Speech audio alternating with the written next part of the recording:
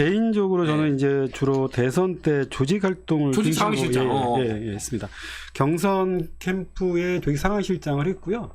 그러니까 이재명 조직을 전국 조직을 좀 만들고 점검하고 운영하고 뭐 소위 말하는 행동 지침 이런 거 막 내려보내지 않습니까? 그리고 대선 때는 이제 상황실장을 현역 국회의원실 민병덕 의원이 하셨기 때문에 제가 이재명 조직을 책임지는 부실장으로 대선에 참여를 했고요. 지난번 그 당대표 선거 때는 이재명 후보의 이제 조직 특보로 전국 조직을 돌아다니면서 사람들을 만났었습니다. 근데 이거는 이제 경력이고요.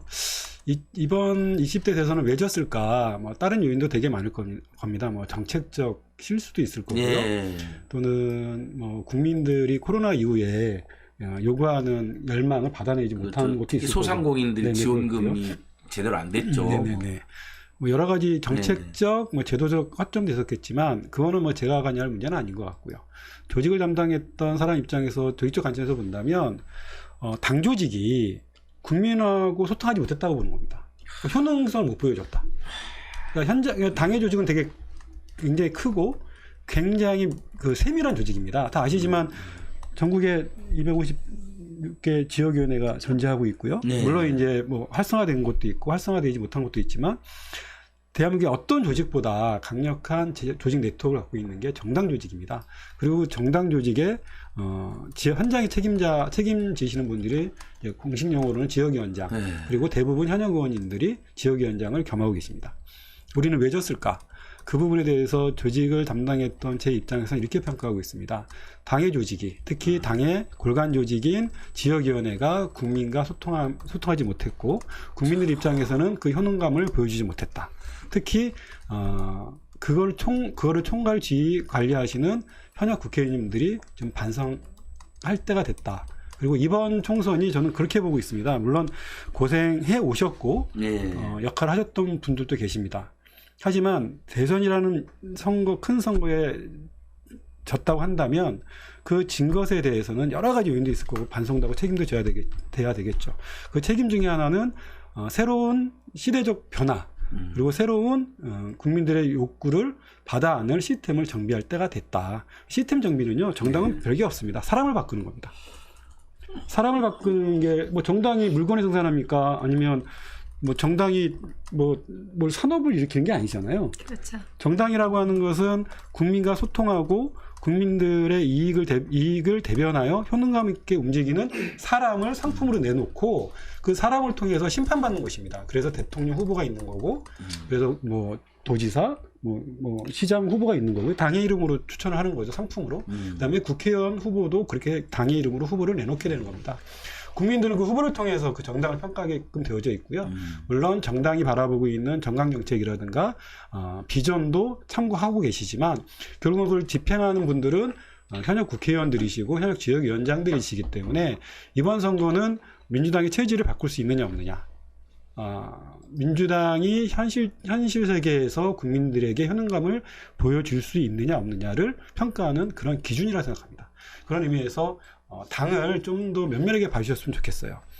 당을 보는 건 어렵지 않습니다. 물론 이제 보통 TV에 나오는 당은 우리 최고위원들 회의하시는 거, 당 대표님 말씀하시는 거, 원내대표님 말씀하시는 거, 그 외에 이제 각종 그 국회에서 토론하는 것들이 주로 나오고 있는데요. 그것도 분명히 정당인 건 맞습니다. 그리고 정당 활동 중에 하나이고요. 정당의 활동 중에 많은 비율을 차지하고 있습니다. 하지만 더 세밀하게 보셔야 될 거는 현장에서 민주당의 이름으로 활동하고 있는 지역위원장들, 현역 국회의원님들, 현역 시도의원님들, 단체장님들이 정말 국민들과 시민들과 소통하고 계시는지, 그리고 그분들의 이익을 대변하여 효능감 있게 움직이는지, 이 부분에 대해서는 검토하실 때가 됐다, 이렇게 생각합니다. 저는 굉장히 설득력 있습니다. 점잖게 말씀하셨지만 제가 좀 거칠게 이야기하면 지난 대선 때 제대로 안 뛰었던 현역 의원님들, 특히 다선 의원님들 중심으로는 정말 윤석열 정권의 이런 만행을 보면서, 폭정을 보면서 반성과 성찰을 깊이 해서 국민 속으로, 그 다음에 당원 속으로 더 들어가서 불출마하는 용기를 내든지 아니면 지금이라도 정말 불태전의 각오로, 와신상담의 각오로 뛰든지 둘 중 하나 해라는 겁니다. 그리고 윤석열, 김건희, 한동훈 정권에 맞서 싸울 자신 없으면 김민기 위원장처럼 후배들에게 신인들에게 깨끗이 물려주십시오. 그리고 내 후임은 누구나 된다 안 된다 그런 말 하지 마시고요. 그 이상하잖아요. 그 지역구가 자기 것이 아니잖아요. 공당이고 전체 당원과 지지자들이 그 총이가 모아지는 곳인데 그러니까 이상하더라고요. 그만두면서도 이상한 말 하는 분도 있고 그만 안 두고 버틴 분도 있고 저는 네거티브를 하지 않으니까 뭐 경기 광주 지역, 경기도 지역의 현역 의원들의 상태는 잘 모르겠어요. 하지만 분명한 건 이런 거 있는 것 같아요. 대선 때 이현철보다 더 열심히 안 뛰었을 것이다. 뒷발 하나 빠졌습니다. 예. 진짜로요. 진짜로요? 진짜로. 얼마나 열심히 뛰다 보면. 아시지만 대선의 상황실은 24시간 가동이 되잖아요. 예. 그래서 뭐 집에 거의 못 들어갔고요. 그 생활을 한 1년 하고 나니까 아이고. 얘기가 빠지더라고요. 근데 어떤 지역은 제가 이제 사례를 들어드리면 뭐 지역도 지적할 수 있습니다. 유세차가 6시 전에 아파트 주차장으로 들어가 있어요. 그건 안 한다는 얘기예요. 아파트에서 못 트니까. 우리 선거는 10시까지 갈 수 있잖아요. 예. 그 저녁 6시부터 10시까지 얼마나 많은 분들이 돌아다니시는데, 그쵸? 재래시장이랑 선거를 포기했구만! 지하철역 누구야? 계속 다녀요. 실장님, 저 시장 누구야? 그 사람? 아니 하다못해 소음이 문제라고 한다면 네.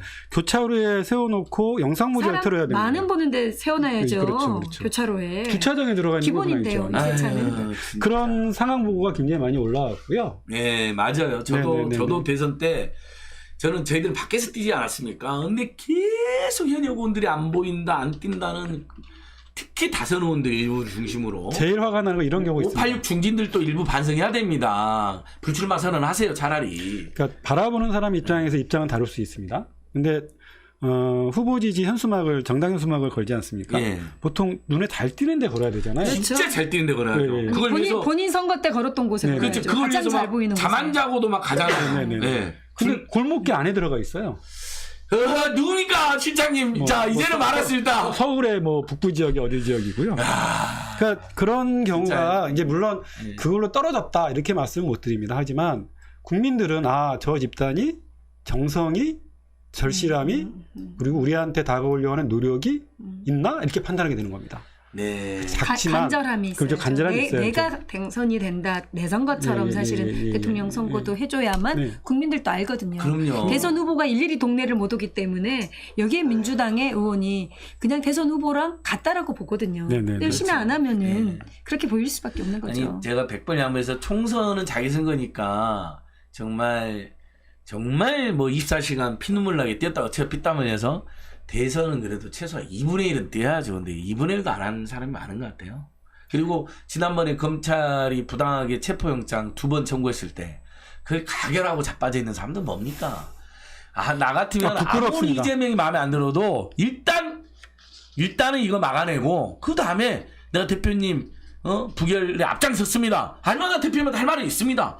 그럼 멋있잖아요. 그렇게 토론하는 거죠. 지킬 건 지키고 싸울 건 싸우면서 당의 노선과 운영에 대해서는 대표님한테 할 말이 있을 수 있는 거죠. 이재명 대표님 다 100% 무조건 다 잘하는 건 아닐 거 아닙니까? 또 우리는 잘한다고 생각하지만 부족하다고 생각하는 사람들도 있을 거고 이게 또 당내 민주주의 다원주의잖아요. 근데 어떻게 체포도 그냥 가결하고 근데 지금까지도 고백도 안 하고 딱 숨어서 또 후보로 나오고 있는 거예요.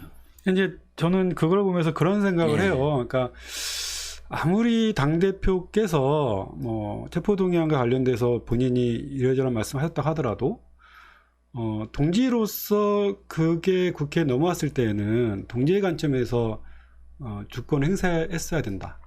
근데 맞습니다.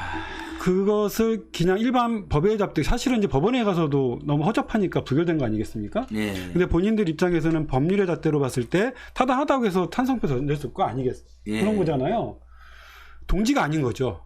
그렇죠. 뭐하러 동지랍니까? 그럼 법원에 가시든지 아니면은 뭐 이렇게 법률적으로 해결하시든지. 정당 정치는 기본적으로 신뢰와 믿음을 전제로 하는 거고요. 그래서 우리가 동지라고 하지 않습니까? 당원과 신뢰와 믿음으로 국민들에게 비전을 제시하는 게 저는 정당 정치라고 생각합니다. 대의민주주의가 그런 거죠. 그런데 그 안에 서로에 대한 신뢰, 믿음 또는 최소한의 동지적 관점이 없다. 그건 정치하는 서로 안 된다고 저는 생각합니다. 정치하지 말아야죠. 그렇습니다. 자기만을 위한 정치 아닐까요? 그럼요. 그리고 비겁하게 그럼 가결표를 던졌으면 유권자들이나 국민들이 당당히 공개라도 해야 되는데 지금까지도 공개한 사람 대선 명밖에 안 됩니다. 그런 사람들이 또 김민영 후보로 많이 나와 있잖아요. 뭐 여기서 누구다 우리가 실명을 우리가 추정하진 않겠지만 여러분들이 잘 살펴보시고 진짜 싸우는 후보, 정말 의 있는 후보 이런 분들. 그래서 윤석열, 김건희, 한동훈 정권 시대를 빨리 종식시키는 후보들을 잘 찾아주십시오. 저는 이현철 예비후보님이 그 선두에 있다고 생각해서 제가 이렇게 박영선 TV, 인사이트 아니얼 TV에서 직접 초대해서 제가 직접 연락드렸습니다. 맞습니다. 한번 나와주시라고 이렇게 초대됐고요. 우리